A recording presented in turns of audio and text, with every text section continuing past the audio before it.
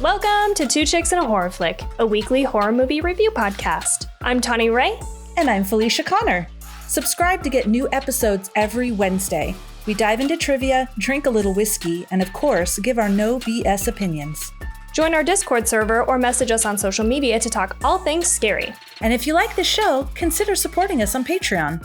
You can find all these links on our website, twochicksandahorrorflick.com. Thanks for listening. Now let's get scared. Hello and welcome back to our podcast.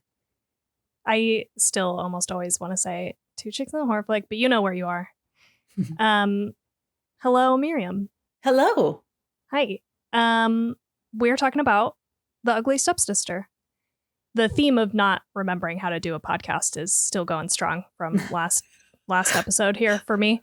We'll get back into the groove. I was looking back at my notes and I was like, dude, it's been so long. The last notes, because the last movie I did research for was Longlegs, which feels like forever ago. It was forever because ago. It was. Yeah. Yeah. So anyway, that's why I'm struggling. Anyway. Just wait till we get to the end and I have to say the whole thing about following us or whatever. God, I know, me too. Okay. Before we get into the movie, though, Miriam, what are you drinking? So I am still drinking water. I'm on my water quick. Oh, geez.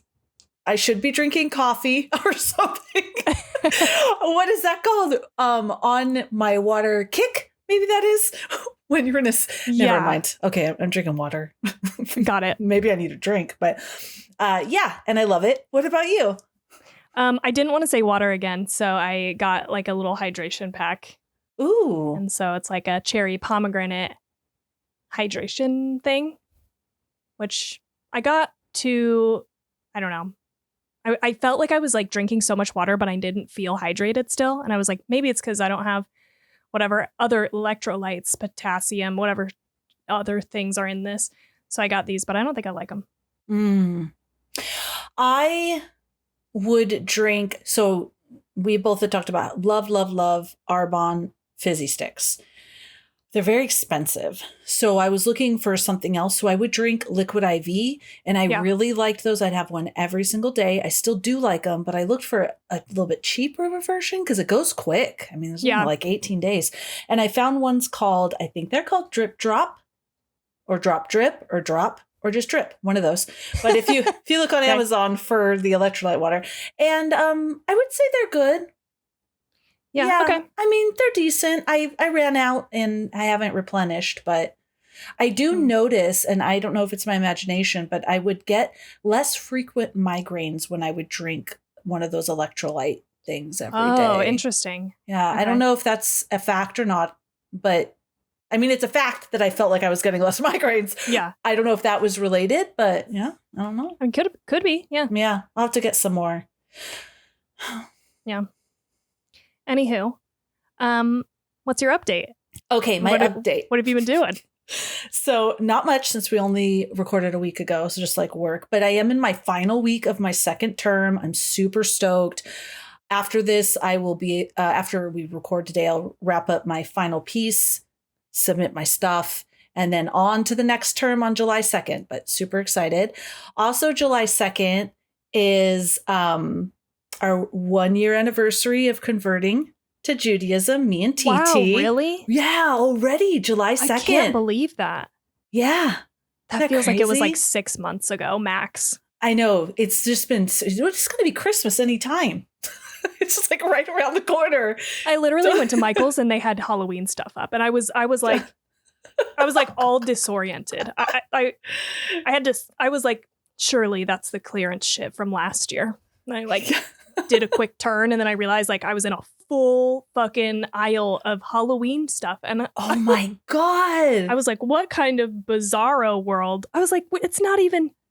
Like 4th of July hasn't even happened yet. 4th of July is like on the discount aisle because it's already next week. Yeah, totally. Oh my God, that's crazy. Yeah, it's going to be boom. Halloween, Hanukkah, Christmas. New Year's 2026. Ooh, slow down. Oh my God, I know. But there's that. And I took the day off on Wednesday because Jurassic World Dominion, I think is what it's called, right? Yeah. My oldest is coming down. My middle daughter is visiting her dad in California, and she's flying home the day before to catch this movie. And then, of course, TT, and she's bringing a friend. We're all going to go see the movie. Oh, very fun. Yeah, can't wait. Dude, you should just take off Thursday. Do you have off Friday? I should. I have Friday off, and I thought about taking Thursday. Maybe I should. We just have these big projects that are due on the 21st and the 28th. And since I'm here and I don't have anything planned, I think I'll just work. Because I think I might think about the projects that I have to work on if I don't. But fair. That's all I've done. And then I've only watched a couple of things. To mention, I watched The Descent with TT. So she really wanted to watch a movie, a horror movie. We watched that.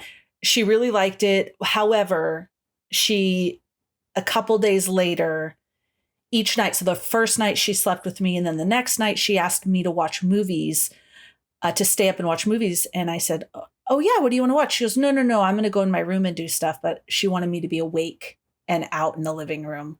Okay. Because she was scared of the white things. And so I said, she's like, no, I want you to stay up and watch movies. I want to make sure you're awake. So then I slept on the sofa and let her know. So I said, you know what, let's take a break on the horror movies. And she goes, okay. She did binge the entire new season of Squid Games. I didn't even know it had been released. She loves that show. But so yeah, there's that. On a whim. It is a scary movie. Like, it's so scary. Yeah. It's so good, right? Oh God, I love it. She hated Juno the whole time. She was going off. The kids use this. I think I used it in the last episode just because my kids do, but pick me girl. Yeah. She was going off. She's a pick me girl. That's typical pick. Shut up, pick me girl. No one wants to hear from you. Like, she was just going off. But anyways, still such a good movie, watching it again. Steve turned on Mobland on a whim, and I'm like, I'm not going to like this, but whatever. And I got really into it. He ended up falling asleep, and I ended up binging like 4 more episodes. Okay. So there's Mobland. We watched a documentary on Paramount called 11 Minutes about the shooting at the country festival in Las Vegas. Terrifying, really well done from all the perspectives, all leading up and everything that was going on. Really well done. Very sad. And this morning, Steve's like, I'm just going to put on this as the background, as for background noise. And it was my second favorite movie of all time, Goodfellas. So it's a great way to start a Sunday morning watching Goodfellas. Still love it. Still love it. That's it. What about you? I surprisingly have watched a lot of stuff in the last week, which maybe isn't super surprising, but it's just been busy. I'm surprised all this got scheduled in, I guess, or we were able to squeak it in. First of all, we watched Predator, Killer of Killers, which is new on Hulu, and it was so fucking good. Yeah, it was animated, and I started out a little unsure, but man, it was great. It made me I put this in our Discord and we were having a conversation about it, but it made me realize how much opportunity there is in the Predator universe and how cool the Predator lore is. I've never been a big Predator person, but I felt like, damn, this is cool. I hope they keep doing stuff like this because it's really neat. So that was great. I'll have to watch that. I mean, I've only seen Predator and then the movie you had me watch early on in our career. Yeah. The 2018 career. Yeah, Predator. And I really like that one. So yeah, I'll have to watch more. Did you watched Prey, didn't you? Maybe. Okay. Maybe I did. That one was great too. I don't know. I don't really know. Okay. Anyway, that one's great. We also watched The Blackening, and I don't know if you remember seeing the I've wanted to see this. Yes. It was really good. It was really funny. Oh my gosh. A good time watching that. It's on I think it's on Peacock. That's how we watched it. Okay. And then we rewatched, because I've seen it before, but Jade hadn't. Crazy Stupid Love. It's such a great movie. So good. It's so good. God, Ryan Gosling and Emma Stone are like one of my favorite couples in movies. It's just they have such great chemistry together. It's great. Yeah, that was fun. We really like that one, both of us. Yeah, that's a good one. Yeah, and then my only other update, again, because we talked a week ago at this point, was we've been going for morning walks. Maybe I told you that already. No, you haven't. Okay. It's been nice. That sounds so nice. How early do you have to wake up to do that? It kind of depends on the day. Like if I have to go into the office, we get up at 6 and do a 6 a.m. walk. Today we went after we got up, so it was like 8:45. Like just slept in. So whenever I woke up, Jade got up way earlier than me. But if it's like one of my work from home days, we'll get up at like 7 and do it. Nice. So yeah, depends on the day, but it's nice. It's helped us keep our steps up from Japan, at least somewhat. You know, obviously we're not averaging 16,000 steps a day, but it's better than nothing. And I feel like it's helping our circadian rhythm a whole lot because you're getting that like sun in your eyes first thing when you wake up. So, oh, I like this. I really think Steve and I should at least take a walk. I'm like, honey, just around the block at least. Yeah. Because we are just, I've said this before, seated like 90% of the day, if you think about it, because of work. Because the work I do is seated, and then school and everything. And he's like, I don't know. Now it's hot. We'd have to really get up early. I think it's really important. We should do that. Yeah, we're mostly like, this is so crazy to plan for. Maybe it's not, but you know, we talk all the time about like not wanting to get older, you know, in like 30, 40 years and not be very mobile. And so at least going for a walk each day or close to each day of the week feels like we're being mobile and we're moving our bodies in a way that hopefully we won't be super, I don't know, stagnant or. You do know this is you're absolutely right. This is such a good mindset because this is the mindset I have now, but I've already lived I'm almost at that half of my life mark. And so I want to change those things around because when I was young, I exercised a lot and I ran and stuff, but I also abused my body. Like I didn't eat enough. I drank way too much. Like I stayed up all night. There was just, I did not take care of myself. And now I'm at a point where I need to get this shit together because there's going to be a point where even if I want to, it's going to become more and more difficult if I even get the chance. God forbid I, die before I'm ready. If I'm still alive, if I'm not taking care of myself, there's going to be a point where I can't, right? Like if I'm hurt or sick or whatever. So yeah, totally. It's good you guys are thinking that way. Just make it the habit now. So it's always just natural. Yeah, totally. Because like some of Jade's grandparents, like they go on a walk every morning and I'm like, this is just smart and nice and keeps us, mobile. I keep thinking of a different word, but it's not coming to my mind to say. But anyway. Mobile. Mobile. You know what I'm saying. Keep it limber. Yes. Yeah, keep it loose. Yes. Okay, you ready to talk about this movie? Yeah, yep. All right. So we're talking about The Ugly Stepsister from this year, 2025, year of our Lord. I did the chat GPT, like you said last week, because I was like, that is such a fucking good idea. And I should do that. And I did, and it worked perfectly. Like mine didn't have any issues. Nice. So, sometimes I ask ChatGPT things and it's excellent. And then sometimes it's just struggling. Yeah. So that's good. That's great. I like verified. I went to double check the facts it gave me. I didn't ask it to give me a synopsis. I just went and pulled that from like IMDb or whatever. But I was surprised the rest of the stuff was right. So nice. Anyway, okay. So the director is, I'm gonna fucking butcher these names. I think it's like Norwegian. Oh yeah, yeah. So the director is Emilie Blichfeldt. And she also co-wrote the screenplay. This is her directorial debut. Okay. Which is awesome. Main cast, we have Leah Myron as Elvira. Elvira is how they say it. Thea Sophie Loch Ness. And I don't know if that's how you say it, but love that. As Agnes, the stepsister. We have Anne Daltorp as Rebecca, who's the stepmother. Mm-hmm.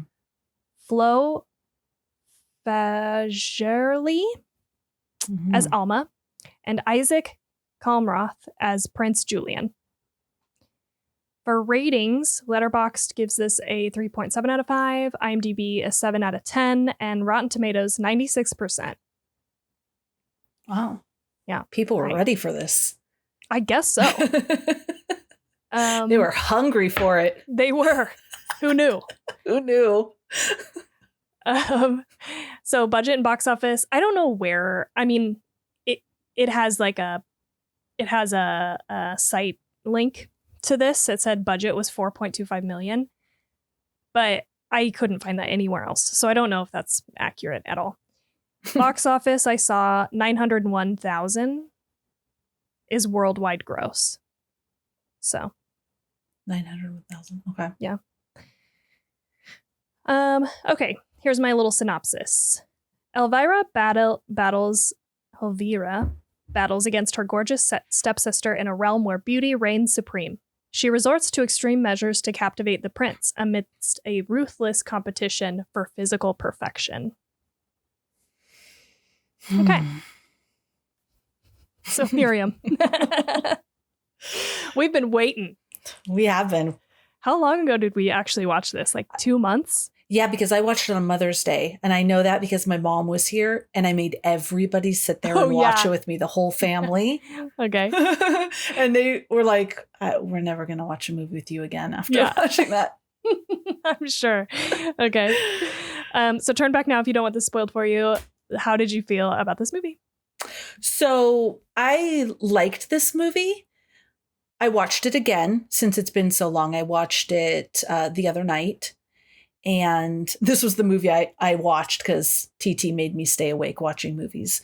Got it. And yeah, I really like this movie. The reason I'm hesitant is only because I like it, but I don't want to see it again because it made me feel so sick. But I thought the acting was really good. I thought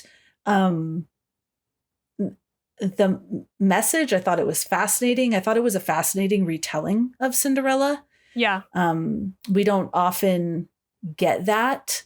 Like if we get some, we might get something like The Huntsman for Snow White or, a more focus on that wicked queen, and maybe it's a little more gory or something, but not like this straight horror movie. I think they should do this with every princess. I would like this story, this kind of storytelling for every single Disney princess. I was totally thinking that. Like, we just talked about this. You were like, oh, there's no new princess stories. And I was like, isn't there? Because I'm watching one.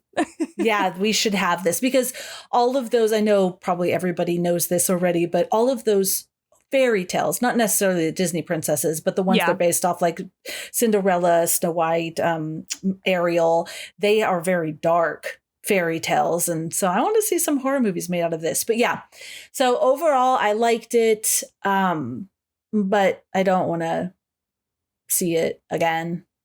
Yeah. I've seen it twice. That's enough for me. How about you?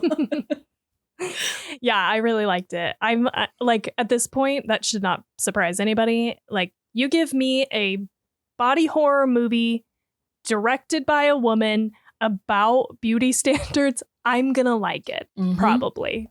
The likelihood of me not liking it is low. Or wait. Yeah. Yeah, is low. Yeah. Not liking it. Yeah. Wait. Yeah, I think that was right. Yeah, you're right. But I was like, you put like the substance grafted in this movie, this would be like a great triple bill. I don't know if that's a thing. Well, it should be. Or triple feature. Like you watch them these like back to back and they're all in the same vein, and I fucking love it. Yeah. I love it. There was so much I was like, oh, this is so reminiscent of The Substance. Not a copy, so not like you're watching someone trying to steal stuff, but it just really, really nice because these are issues. And so each one of these directors you mentioned are displaying them very nicely or portraying them excellently. Yeah, it's like such a great medium for this. Mm-hmm. And I can't wait for whatever's next. Like, yeah, I feel like there's a lot to explore. And I love this direction that we're going filmmaking wise. And I think I'm just excited to keep going, like keep pushing the envelope, you know? Gosh, think of so much, all the different. So think of all the different cultures of the world and different ways that women's looks and beauty standards could be extra elevated. I'm not sure what to say because I was thinking of, I just saw this it was a very short documentary about like pop stars, K-pop stars and the amount of pressure, or just like in all the different cultures of the world. We have a lot in the movies we've been watching are like Western beauty standards. Like, how does that play out? And I'm just saying all of these different topics, writers can write some stuff and have some great fucking movies to go along the same vein. Totally. Yeah. And you know I hear what you're saying, and I think there's something to be said for that. But the other thing is, all three of these movies that we're talking about are from different countries. Like The Substance was I believe she was French. This one is like Norwegian, I believe, or one of the Nordic countries. And then I think wasn't grafted from Korea or maybe Japan. Oh, you're right. I don't remember, but yeah, like, isn't that interesting how they're all from different countries, but there's a definite universal theme here, and everybody can relate and feel this, which is awesome. Yeah, you're absolutely right. Now that you mention it, because I said Western beauty standards, but this is fascinating. I'd love to explore it deeper. Yeah, me too. A lot of my stuff that I pulled was from one particular interview with the director, and so I can link that later. But one thing that I pulled, it actually was comparing this to The Substance, and it says like, whereas The Substance has this like new age Ozempic feeling injection situation, in this movie we have like the low tech tapeworm, and they said she said when Elvira eats the egg, it's a metaphor for her internalizing that objectifying gaze. The worm eats her up from inside, both metaphorically and physically. Oh, nice. Yeah, which was interesting. I was thinking about this tapeworm because my friend actually she sends me stuff all the time, and an old newspaper ad from like the 50s, 40s, 50s, advertising these weight loss pills, and they had tapeworms in them. Dude, what are you actually supposed to do? Like, is there an antidote, I wonder? There must be, because when people get worms and stuff, there's something that they can ingest to kill. I'm not sure, but yeah, they used to do that. Oh, God. There must be some kind of instructions that you can only take it. And then what? Oh, I don't know, but oh my, we have to figure this shit out, but there's a lot of options beside a tapeworm, but oh God, that was gross. I just looking this up. Did people take tapeworms for diets? Yes. Some individuals have attempted to use tapeworms for weight loss. You ingest it, the egg hatches in the body, and then the tapeworm grows. However, this is not recommended. as No a shit. healthy approach. Yeah. It's dangerous. Infection, health consequences, organ damage. And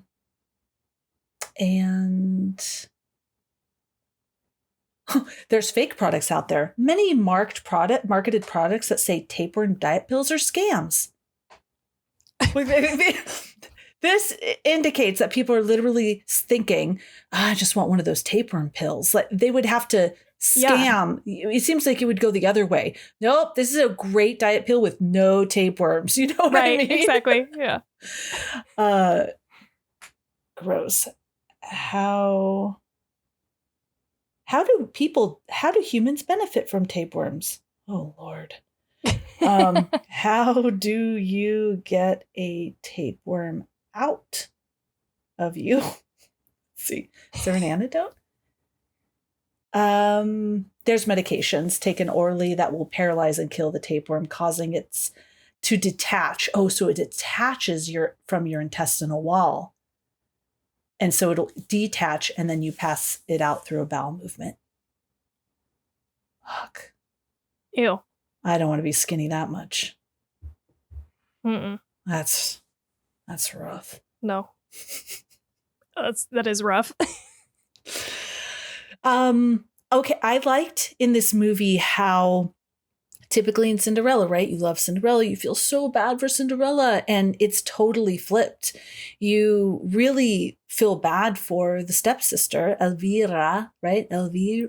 Yeah. You feel she just wants to feel beautiful, be beautiful, marry the prince, you know? And Agnes, even though she doesn't deserve to become Cinderella and be the house keeper and stuff like that, she's still kind of a snotty bitch, and not as well. She is and she isn't. Like, she says some pretty cruel things, but then the way her father's corpse is being treated is, yeah, it's just a mix. You kind of feel for all of them throughout the movie, and I liked that. I did too. I thought everybody in the movie is human,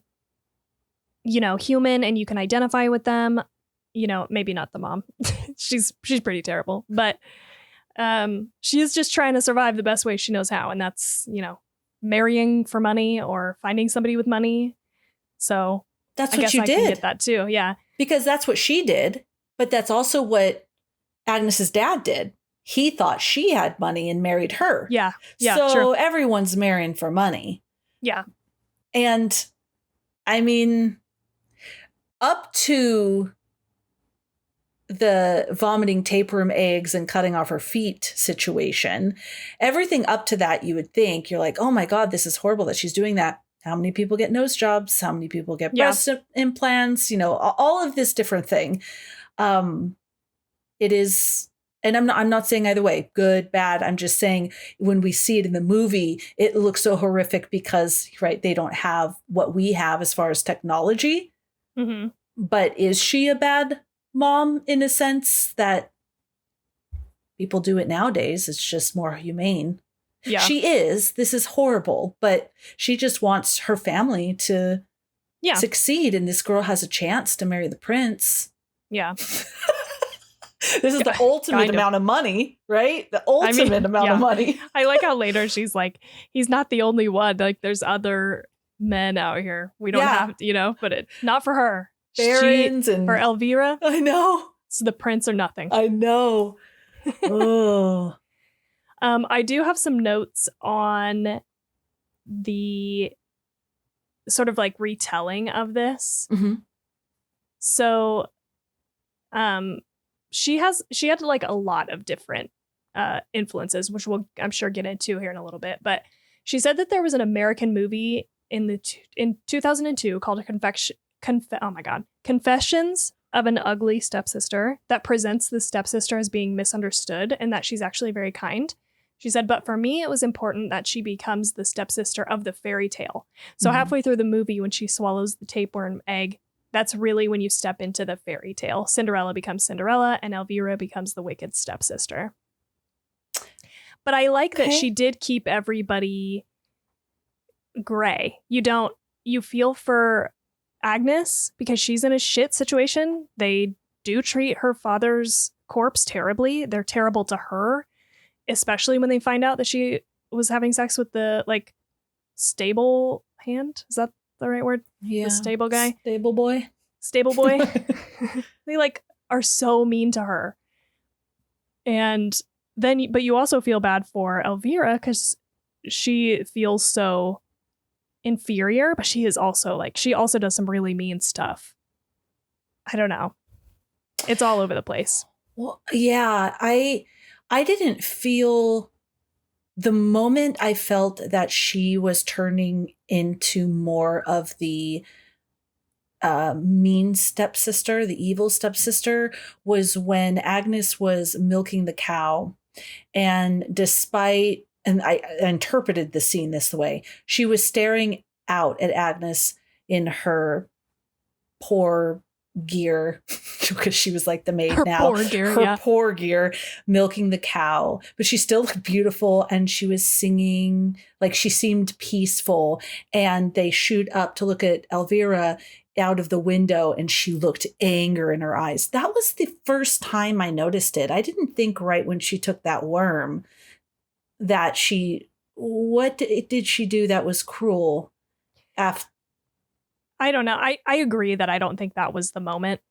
I think the moment was probably her telling on her having sex with that guy. I think that was the moment, to me at least. Yeah, see, I wonder. I didn't think that. I could see what you're saying though. And the reason I didn't think that is because when it was just so bad to back then to be just screwing whoever you wanted because you had to be married off, that was for the family. Yeah. So the fact that she was doing whatever she wanted, I guess I didn't find it. I see what you're saying. I guess I didn't think of it as evil because she could do whatever she wants. She'd have sex. She could go with the prince. She's beautiful. She could be in the middle of the whole ballet thingamajigger. And it's not fair. It's not fair. And so I saw it more as just like tattletaling, not necessarily evil, but that makes sense. Yeah, that's how I do feel like it was like, you fucking asshole. Like, how much are you going to take away from this girl? Like, Jesus. And one of the things that I read, I didn't pull this exact quote, but I did read somewhere that she talks about how Agnes, as Cinderella, it's not that she's like a perfect human being or anything, because that's like boring. That's like a boring character thing. But she is the type of person where everything comes easy to her. Mm-hmm. Like it's life is sort of effortless for her, whereas it's not that way at all for Elvira. And I think that's why she sort of hates her, is just the jealousy, the competition, the frustration that you feel when you are when you're not like that, you know? Mm-hmm. And I think that's great. Read on that scene too of her, like, you know, she's been brought down to like a servant at this point, and she still is like pretty and singing. Yeah. Like, fuck off. Yeah, exactly. Shut your mouth while you're milking that cow. Yeah. Remember when you said, I think it was when we were watching Pet Sematary way back when, but maybe not. But we had a conversation where you were telling me, and I think it was your favorite horror director maybe that said this, if I'm remembering this correctly.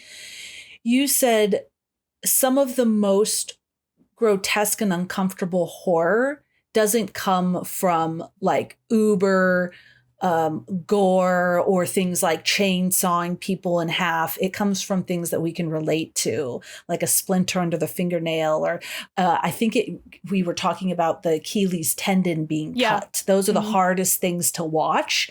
And you were telling me that, and I thought of that while I was watching this movie, because I feel like this movie is filled with just that.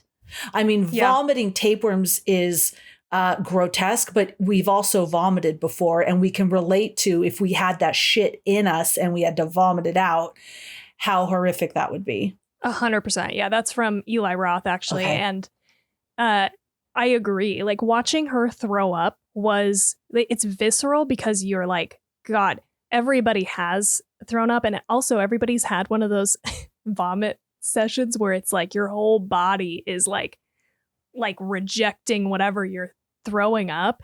And like, I felt like she did such a good job of physically acting this because I fucking got that. I was like, ugh, I know what that feels like. Yes. Not throwing up a tapeworm 1,000 feet long, but you know. And I think we've talked about this. I've had these nightmares. God, I hope I never have them again. But where there's like a hair in your mouth and you're pulling it and it's like attached to your throat and you can't get it out. And it was when they were pulling that taper out. Oh my God. Oh, so gross. It's like, so I think that's probably the most visually disturbing part of the entire movie for me because she is looking fucked up at that point. She like has her hair's falling out. She does look like she's fucking dying. Her tooth is chipped because she fell out of bed. She's missing her fucking toes.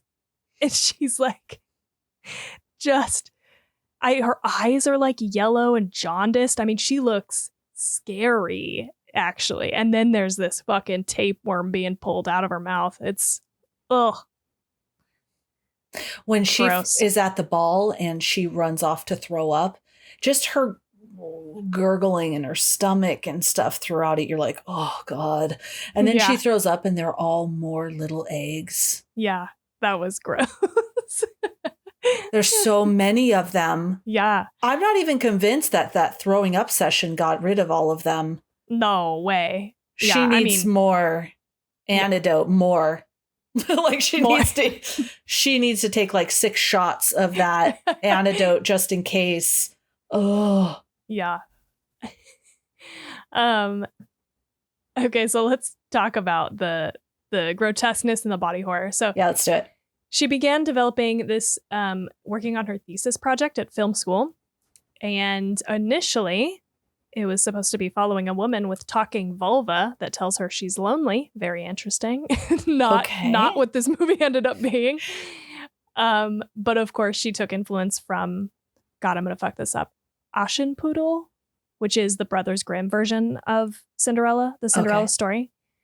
And she reimagined the character to be one of Cinderella's stepsisters, of course, cutting off her shoes to fit into the glass slipper. She was unfamiliar with body horror until she watched David Cronenberg's 1996 film Crash. And then she discovered the filmographies of Dario Argento, Lucio Fulci, I don't know who that is, and then also Julia Ducournau's Raw. And it led her to utilize body horror from the film. That's cool. She said, discovering David Cronenberg was a really big deal for me. It was in film school and I was struggling. I had this theme and I had this voice and a point of view, but I didn't know what movie I was going to make, what style and what my taste should be. And then after watching Crash, she said, I was just instinctively so taken and intrigued. I've never been able to watch horror movies. I can't do jump scares. I'm afraid of the dark. I don't do amusement parks, but there was something about body horror that was so intriguing. Wow, that's amazing. I know, I love that. I love that too. I feel like people who even like horror can't do body horror sometimes because it is just so gross. So I don't know. That's like a first for me. And I love that she made this horrific movie, but she doesn't like scary things in general, like jump scares, and she probably doesn't like haunted houses. And yeah. Totally. I thought that it was so sad. There is this particular scene after she gets a nose job. Well, actually, let's talk about the nose job. Yeah, let's. Oh, I squealed loud. Like I shrieked. Just as he has it right there, like I feel cold chills right now, just thinking about it. And he's like, and crack. And it's like, I screamed out loud. Not because it scared me, just you can almost feel it throughout your whole body, the horrific fucking pain that would be. I have cold chills now just thinking about it. Yeah, totally. I feel like this is one of those things where it's like, everybody's been hit in the nose. Yeah. By accident or like whatever. And so, the sound design of this movie is really good because I feel like those things really hit home. Like you were saying, like the stomach gurgling is like definitely Oh, ever present ever since she takes the tapeworm. And then like this like tink sound of him like hitting the, so oh, gross. Ugh. so gross. You know, what I was going to say about her is after she got her nose job done, there's a scene where the dress, I believe it's one of Cinderella's dresses, right? Or so maybe it's a little down the road. But anyways, she's trying to get fit into a dress and it doesn't fit. And so she's in front of the mirror. She takes off her nightgown and she's standing in front of the mirror. And I made a note. It's so sad because she has a perfect body. Yeah. She's absolutely beautiful. Maybe if they took her hair out of those stupid curly ponytails. Oh my God. Yeah. I was like, what are we doing? Yeah. This? Removed her braces. Mm-hmm. She's a beautiful girl. You know, it's so sad.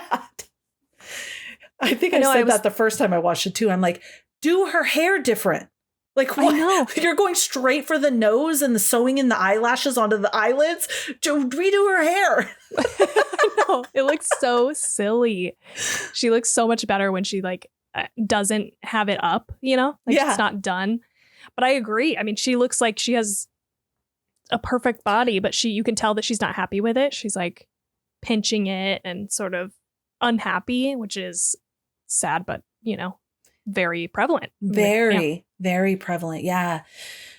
It's like the only thing acceptable is just like bone thin. And I know they were trying to make it seem like she was overweight because she's eating all the time. But they did not succeed when they had that mirror shot. I'm like, she doesn't look like she needs to lose any weight at all. She's beautiful. Yeah. It was also like, okay, I get it. I get what you're trying to tell me, but it's not true. Yeah, no. It's if you're showing me this body and saying that this is a body that's unhealthy and overweight, you might as well just. I mean, maybe it wasn't though, you know, like I think that was all her perspective. That's what I was thinking. I don't think that they were trying to say that. I think it was, look at this beautiful body. And everyone in the room, not just her mom, the women that were trying to get her in that dress, everybody was making her feel like she was fat and gross. Yeah. Terrible.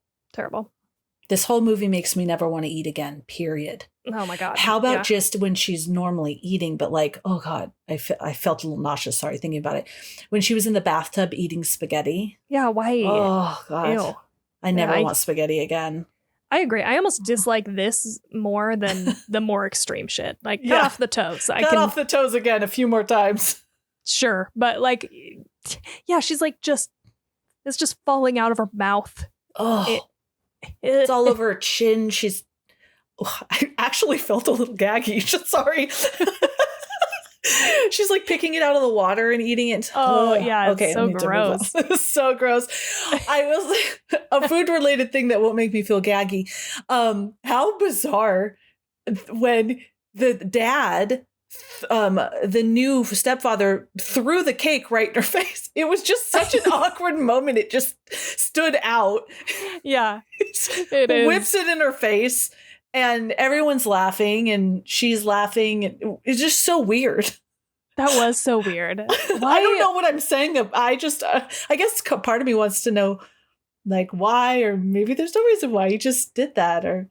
I don't know. Yeah, I guess maybe this is a weird take, but when I first watched it, I thought he kind of had a look with the mom because like he was going to smash it in her face, but she was like, absolutely not. Yeah. And so then he threw it at the dog, which I still don't know why you would make that choice, but that was funny. That was weird. Because it's joltingly weird. Yeah. But it's great. For some reason, I did not question that, even though it was very weird. But the interesting thing is they were like a happy family for just about 20 seconds. Yeah.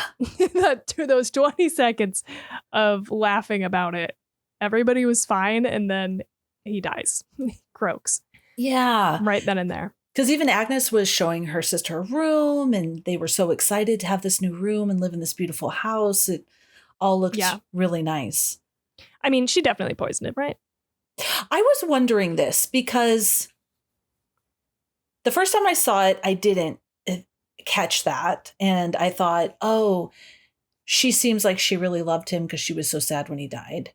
But upon the second watch, I noticed he coughed blood. Yeah. So that is odd, unless he already had some kind of a lung disease or something like that, tuberculosis or something. And then she was crying because he had no money, and she found out after he died. Yeah, that's what I think it was. That's what I think happened. Yeah, the blood and how because he could have just choked or had a heart attack. But the fact that he coughed and blood splattered on his daughter, and they made a point to show us that there was blood droplets. Yeah, I think so. Yeah. This is also why I feel like she's not redeemable, the mother. No, not at all. We don't know if her kids knew but I doubt it. They didn't seem to be like in the know about that. Like they knew that, they were hoping that he had money, but again. There throughout the movie, did they indicate at all that it was poison? Because they showed the dead body of the dad a lot, and I didn't know if anything would. I don't know how poison works. If I didn't pick up on anything else. Like once he dies, we're beyond that, and it was definitely she didn't care at all about him to let him rot in that room. Yeah. Which was fucked. I was like, this is very disturbing. But I wonder to her, the one human thing about her was her grasping to beauty and being wanted because of all of the men she would sleep with. Anybody that wanted to sleep with her, she would just let them. She would just do whatever in this, quest to be, have financial security, to be wanted. I'm not saying she's redeemable. I'm just saying there's that human element that's sad. Yeah, totally. Yeah, I didn't pick up until the second watch that later the guy that she brings home is the guy that she's like trying to pair up Elvira with after the prince sort of isn't interested. Yeah, that young guy. Shit. Yeah. I was saying when we first watched it the first time, me and my daughters were like, well, that guy's decent. Yeah. Elvira just like hook up with that guy. He's better looking than the prince. He may have some money. This isn't so bad. Marrying the prince would have been a nightmare. What a pig he was. Just that guy sucked. Sicko guy. So maybe this guy, He seemed nice. Yeah. He was tall. Yeah. Dashing. Do you like fish? Do you like shrimps? Do you like... She's like, no. Yeah, that's unfortunate. She just only had her eyes set on the prince because there was him, not any of the other guys. They were all very old and kind of, rich. They're looking for money. Dude, the prince looked so much like the Cinderella prince guy. I was really impressed that they were cartoon. Like able to cast this guy so well. Let me ask you a question, and this is going to gross out the listeners, but whatever, it's horror movies. It's a comment he made, and I was wondering if he had an STD or if he was saying that he has so much sex that he was peeing, and it was when Elvira was sneaking up behind him, and he said they were talking, him and his friends, a lot, so I tried to catch it because you have to read it, right? It's subtitled. Right. And he said something like, oh man, all of the skin is falling off my... I did not pick up on this. Yeah, he said that. And they said something, put some butter on it when you get home, and they were laughing. And so I was trying to understand if he was saying like, oh, he's raw because he has so much sex, or that he had some kind of STD, making him even grosser. Like he sleeps around and has an STD, but he's supposed to be this like the man of her dreams. Yeah, totally. I would not be surprised if it's that for sure. Like that seems to make the most sense. It makes the most sense. Watch. Yeah. We can't. Okay. Yeah. We need to rewind it and see. Yeah. Like I don't remember that at all. I don't remember catching that, but I don't know. That scene was sad. Yeah. Oh. They're mean to her. But then I'm like, it was funny right after that to me because she was like spying on him with tears in her eyes. Yeah, with like a ridiculously feathered hat. I'm like, yes, you're not hidden. Yeah. Just so you know. You're not hidden. And she's looking at this just sicko crying. Shitty. Like they said all of that to her and she just was like, oh yeah, like didn't even care. Love. So do you have anything on that sex scene? I have not. The only thing that I have on the sex scene is that another one of her influences was, oh fuck, I'm not gonna say this right. Walerian Baracik, a Polish director known for producing pornographic films, was a surprising influence for her, who resonated with the way he filmed natural, beautiful bodies and the cheeky, sexy grotesqueness of his work. Okay. That's what I got. Okay. Yeah, because that was another scene that was jolting in its... We've seen a lot of sex scenes and stuff, and it's fine that they're having sex, but it was just like that view of her bent over that was a long shot of it. It felt long, felt very long and pornographic. Yeah. And then his thingamabob, and then the semen all over the dress. Yeah. Like, it was so intentional. There's these really long pornographic shots of all of this. Yeah. And I know, even on the second time watching, I thought to myself, actually, the second time I did watch it all the way through, because the first one, because I had my mom and everybody there, I did do a couple to scoot forwards on the movie. Okay. So this time I watched it and I was wondering, I was trying to figure out what they were saying with this scene, but maybe they weren't. She was just having sex and it was just the way that it was filmed. It was more kind of pornographic. Yeah, that's kind of what I've gotten. I mean, I didn't do a deep dive. I didn't find anything else about it. You know, I bet we could dig and see if we find more information. I think that's what it is, though. I think it's like we're watching kind of from Elvira's point of view. And I think because of this pornography sort of influence, you know, like I like that it says the way he filmed natural, beautiful bodies and this cheeky, sexy, grotesque. Like I definitely get like a cheeky sense from this. Yeah. Yeah, you do. Pun not intended. Yeah, you get a lot of cheeks. Yeah, yes. A lot of cheeks. A lot of them. Exactly 4 cheeks. Yes. Total. But I think maybe what one read just as we're talking about it, something that I'm thinking about is like, you know, a lot of women in this like time period or like way of life often don't know anything about sex. And the only way I know that is from reading like historical romance or like Bridgerton kind of, you know, like I think there's this, I don't know if this is this sounds true right, reality. Especially if they were religious or anything like that, right? Yeah, like they wouldn't tell the girls like about sex or what sex was. Like they literally, it was just like nobody would tell you anything until you were married, and then until your wedding night. Yeah, you'd have the I've seen this where you have the conversation with what to expect. And so I think that I think what could be is just that she's fascinated by this because she doesn't know what sex is or what any of this is, and that's also why there's kind of these lingering shots like on the semen and her like bent over. Is like we're kind of watching it through her point of view, and she's learning. She's fascinated. Yeah, because even if she knew that this was a forbidden thing to do until you were married, it would be pornographic and wrong or taboo. Yeah, okay. All right. Yeah. I like that. That works for me. Okay, cool.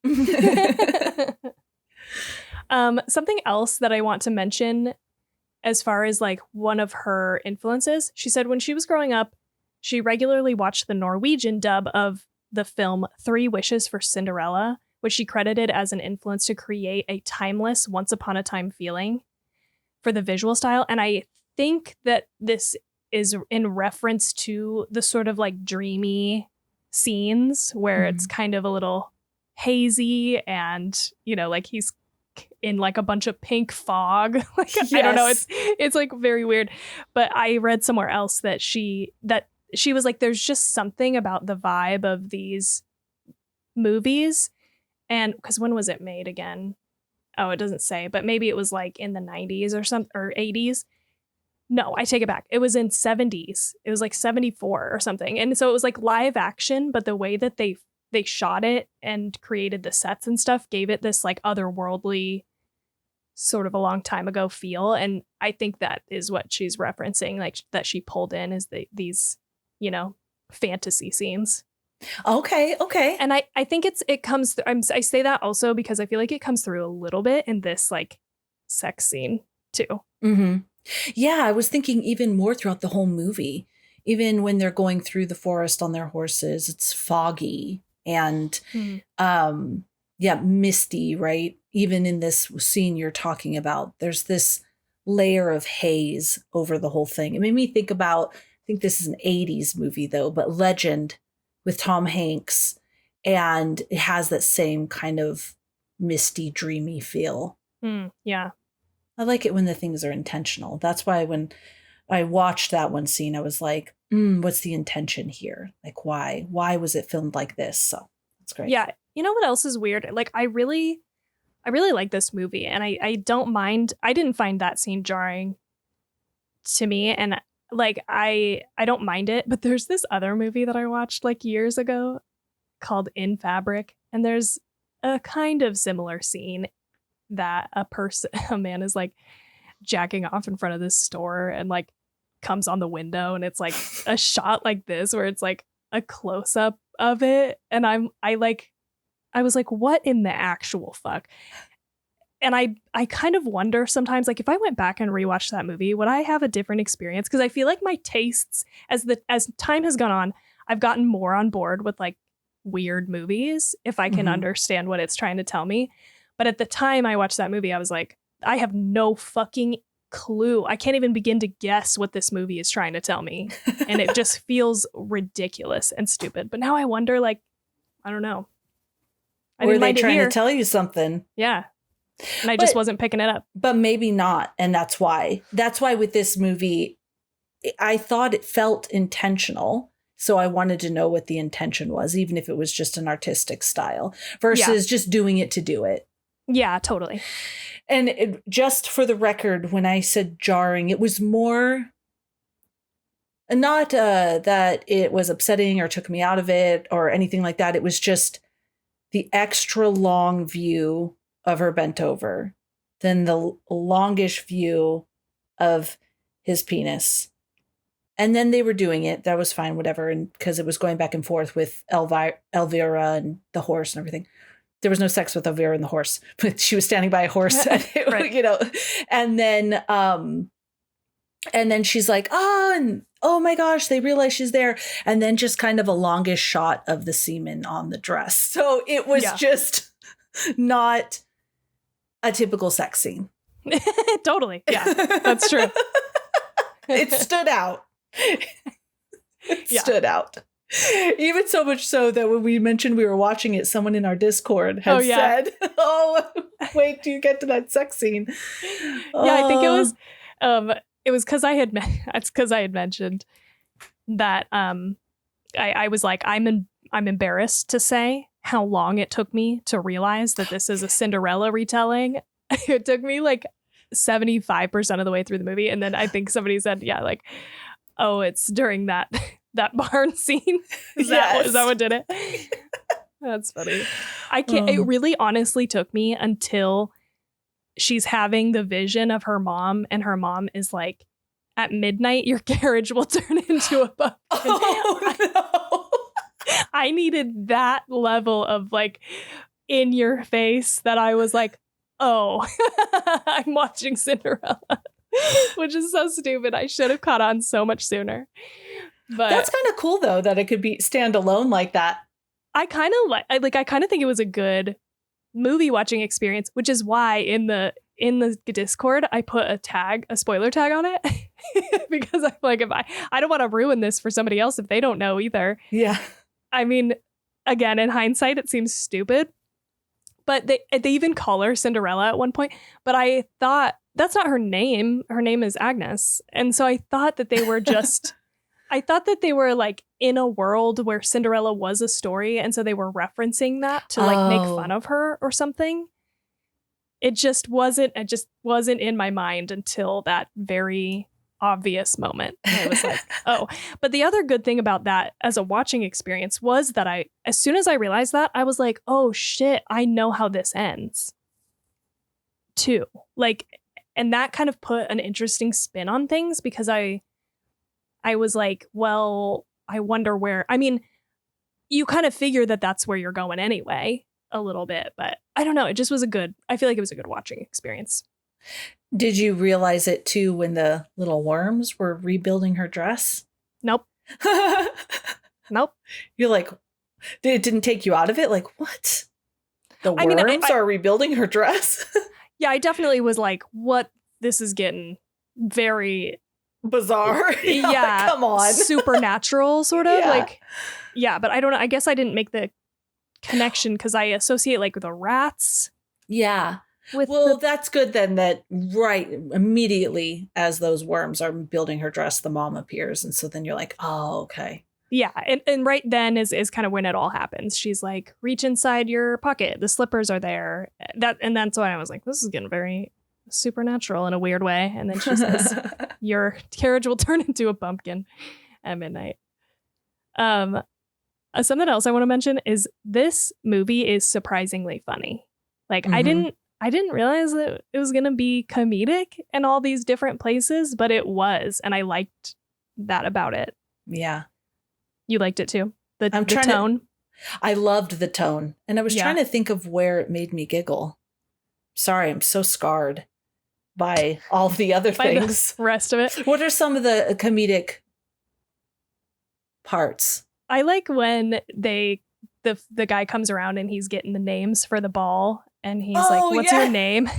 And she's like, Elvira. Well, like the stepsister says a huge amount of names and explanations for who she is. And then he's like, okay, what's your name? She's like, Elvira.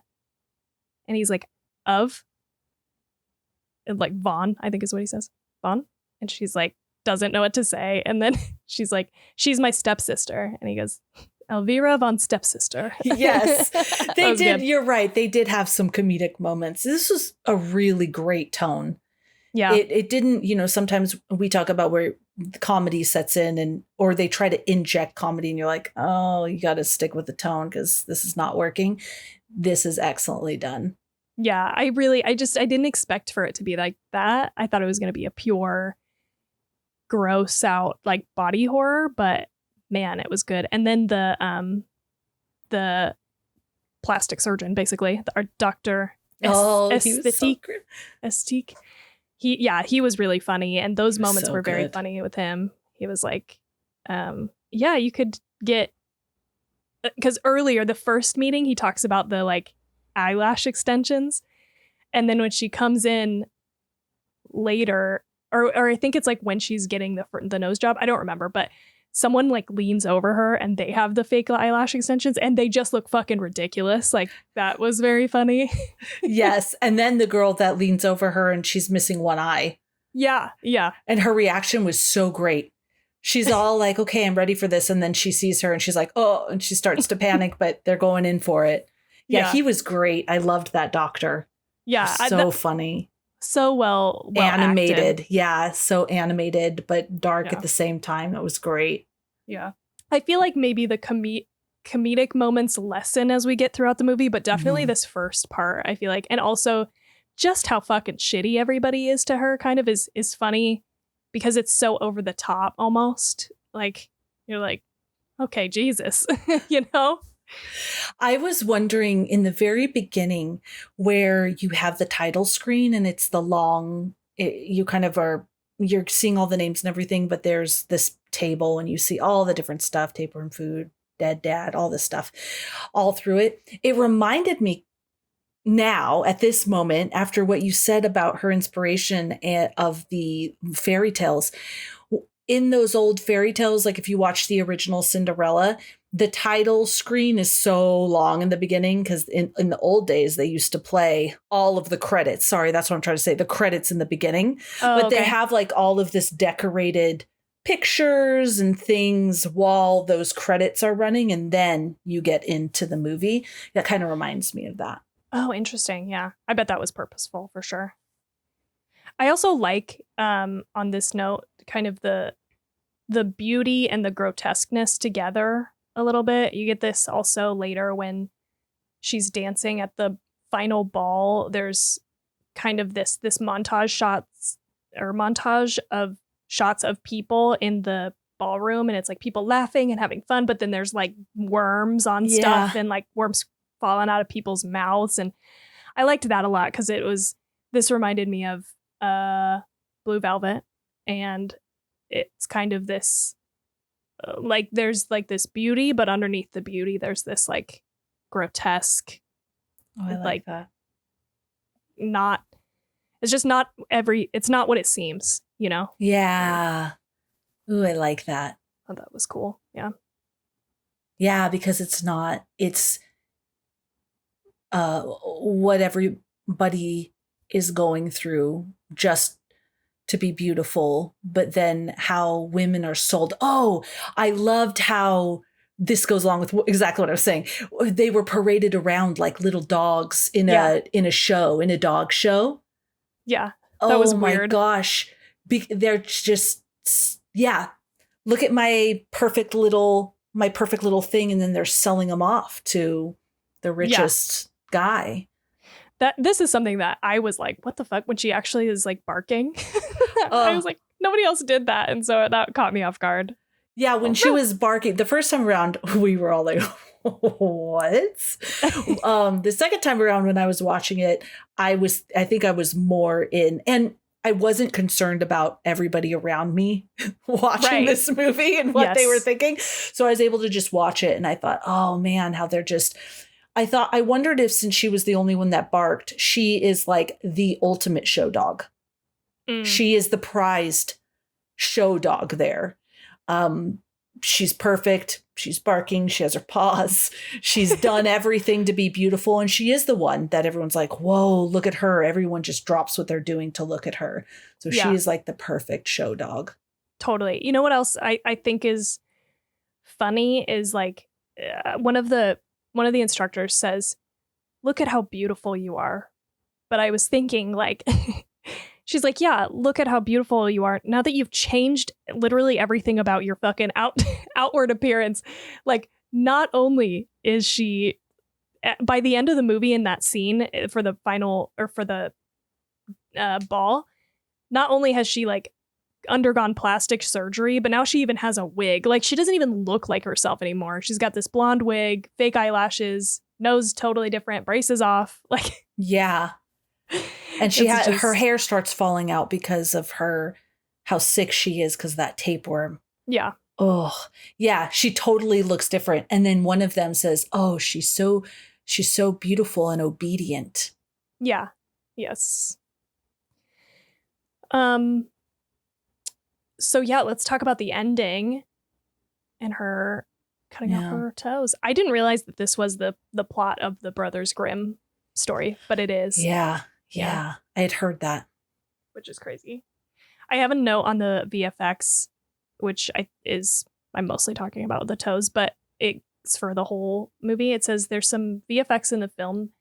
There's cleanups and stuff like that, but I was very fortunate to work with, this is a quote from the director, obviously, to work with the legendary VFX supervisor, Peter Hjorth, who does all of Lars von Trier's movies. And he's very pro practical effects. He says you get these quirks and these faults with practical effects that on a computer or a person behind a computer wouldn't think to put in. And that's actually what makes things come alive.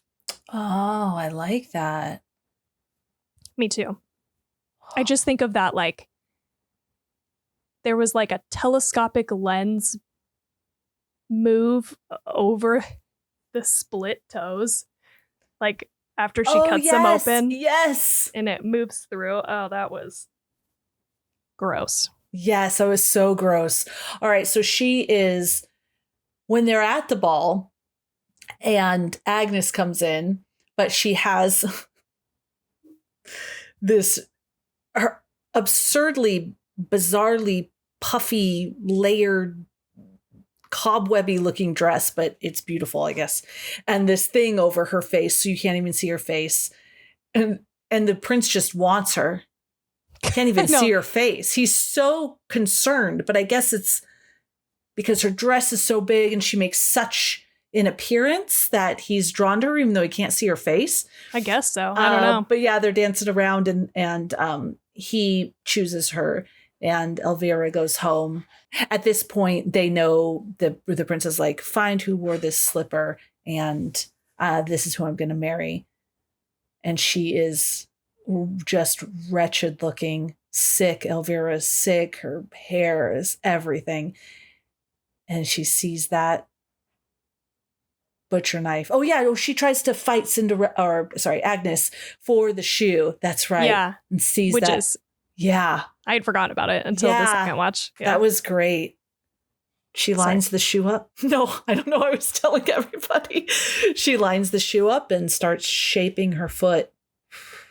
I think this is another kind of comedic moment where it's like we just cut to her sitting in her room on the floor with the like shoe on her foot. Yes, like, you're right.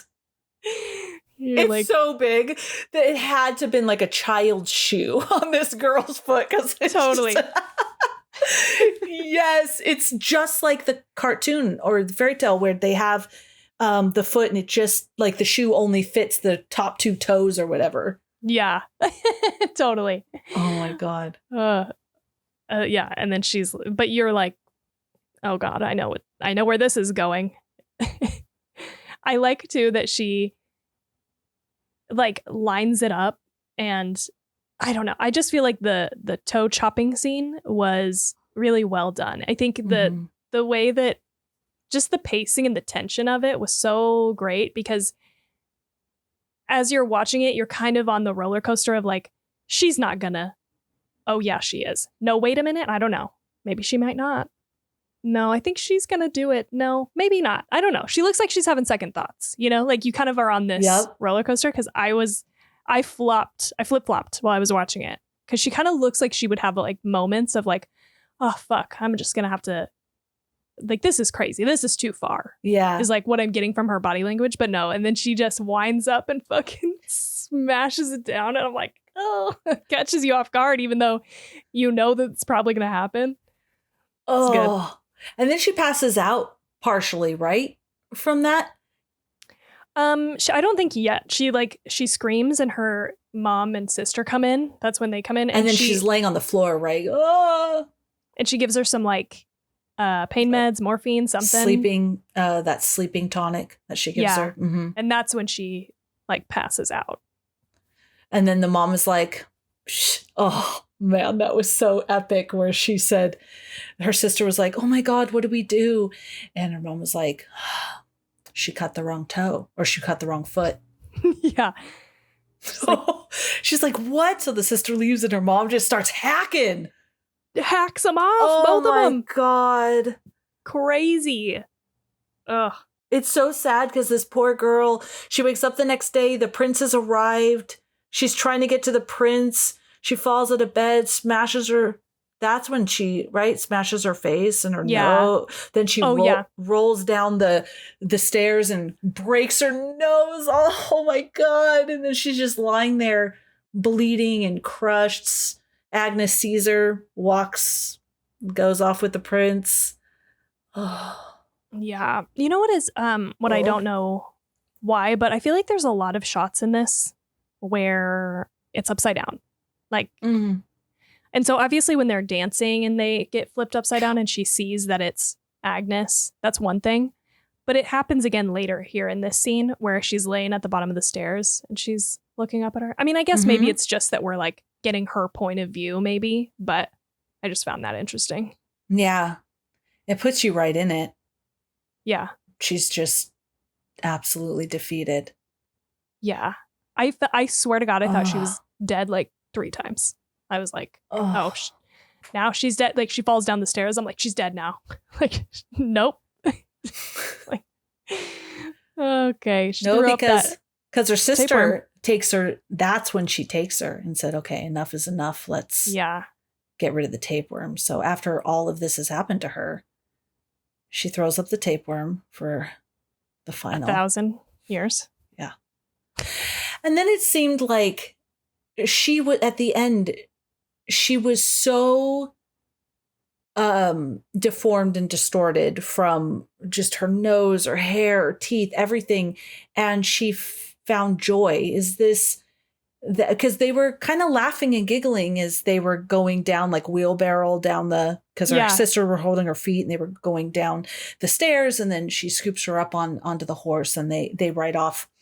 And so it's like she has been, okay. I was going to say she's been released from all those beauty standards, but she's been made so much more, I say so much more grotesque. She wasn't even grotesque. She was a pretty girl, right? Totally. So this was very substancy for me, for sure. Definitely. She felt she was ugly, but look how bad it got. But even now that I say that, in their worst states, so if you have like in the substance where, her worst state at the end, and then Elvira's worst state, there was a release. Yeah, totally. Yes, something that I don't think we talked about in our substance conversation, because I think I realized later, but I also don't remember because we had lots of drinks when we were talking about that. But I'm gonna try to dance around this so I don't ruin the substance or spoil it. But I thought the same thing when hopefully I didn't give away too much with I tried to be very vague. Yeah, I think it's okay. Okay. But there's this, the feeling I had at the end of the substance was just like, I was like giddy and I was weirdly happy. And I kind of didn't realize, I don't think, what that feeling was or why it was until later when I was like really sitting with it for a while. And I think it's because what happens at the end of the substance is sort of like, there's this, God. You used the word cathartic when we recorded. I don't know if you were running. Yeah, I think what I'm trying to get at though is there's kind of this like, fuck you. Like it feels like it is cathartic, but it feels a little bit like, if I don't meet your standards, well, take this. Yeah. You know what I mean?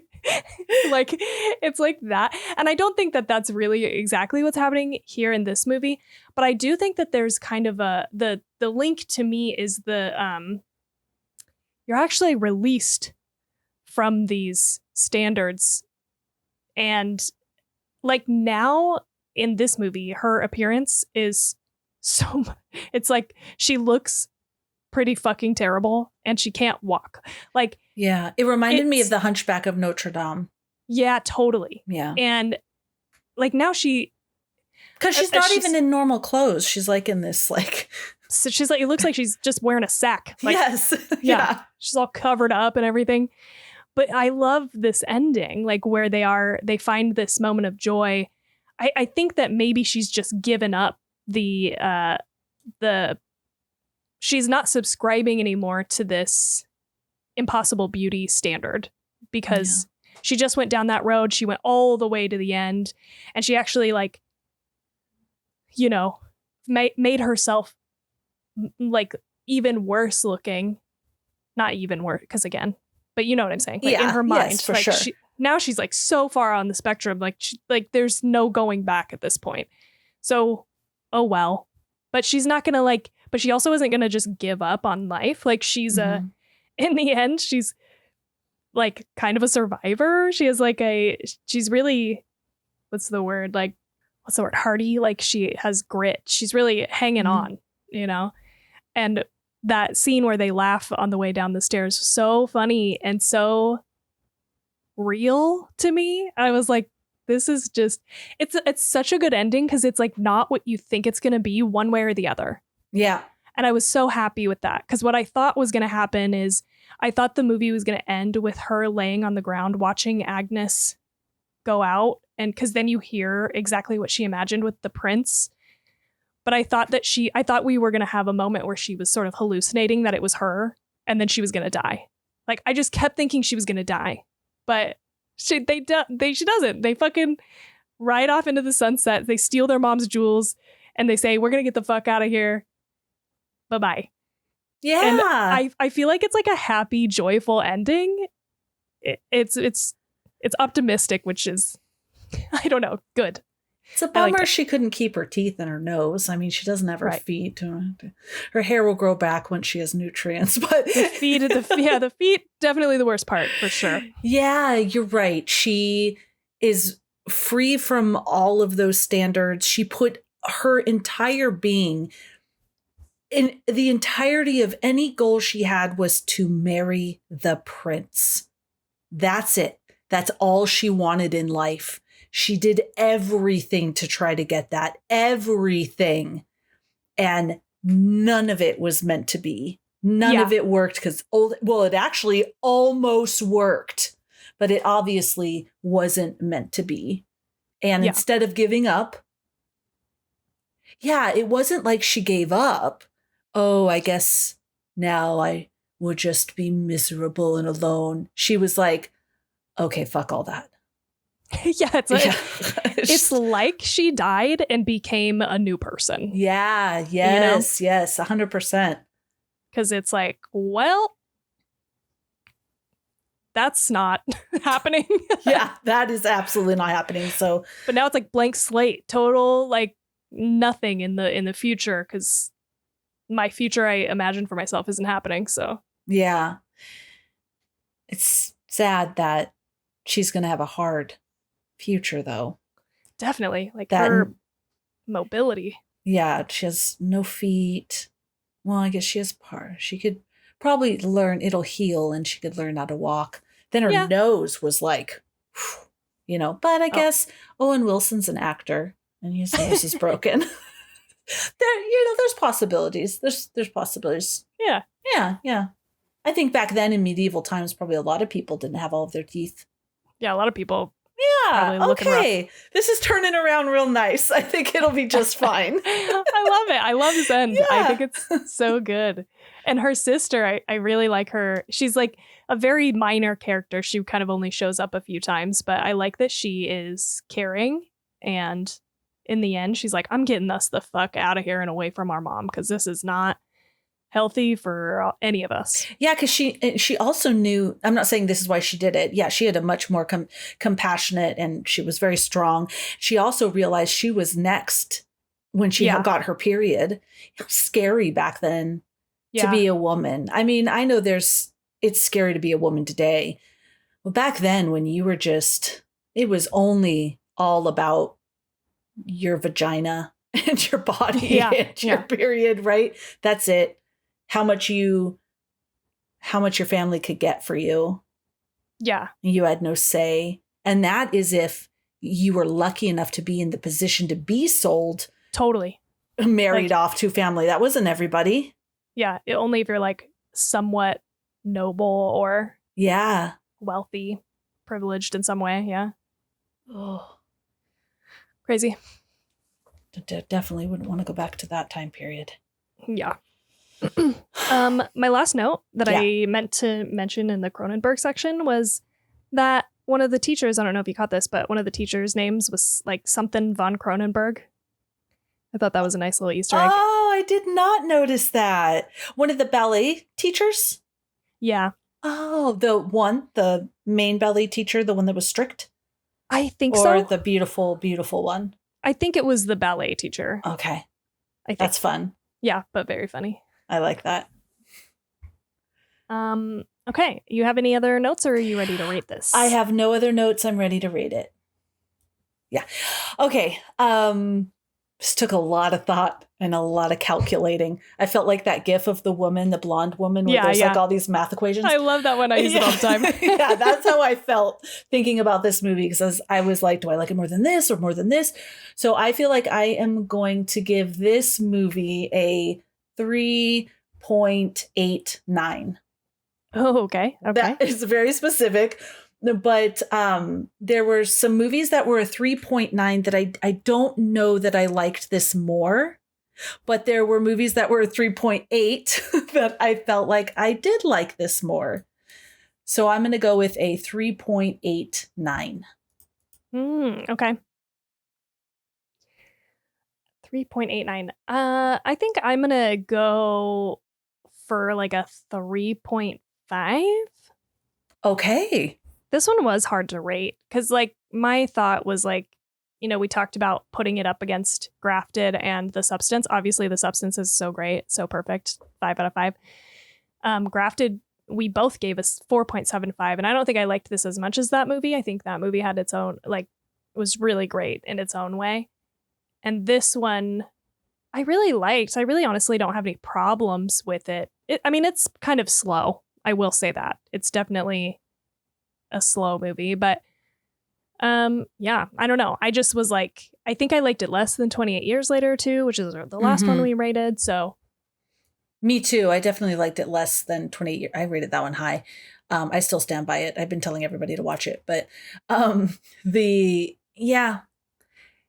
think you also talked me up because there were pieces of like the decisions she made and how the director was inspired and different things like that even talked me up. Yeah. Okay. Yeah. And I like all that. I don't know. Something about it maybe is just like not, I think it's a really interesting retelling of Cinderella, but I don't know. That's what my heart says. 3.5. You got to go with your heart. Got to go with your heart. All right, everybody. We don't know what we're watching next, but we are releasing every other week. So there's a couple movies we're thinking about. Maybe not Sinister. Sinners was one, and there was another one that's in the theater we were chatting about. Yeah, Bring Her Back. The Talk to Me. The directors, right? Brothers. Yeah. Yeah. Okay, but just hang out, take a look. You'll see soon what we're going to be watching. And so we really like you, and you can find us on social media. And it hold on. You psyched yourself up out. I totally did. Yeah. All right. So if you liked this and you like us, you can find us on social media, especially Instagram. You can find us on your favorite social media platform. And while you're there, you can give us a follow. And what else, Tawny? If you want to support the show, you can give us a like, review, and subscribe on whatever podcatcher you're listening to us on. We're back. Yeah! We got it. Whoop, whoop. You did way better than me, but that was excellent. No, you did great. Only the best to come moving forward. Yes. Okay. So we'll see you next time, and we hope you have such a good night. No nightmares.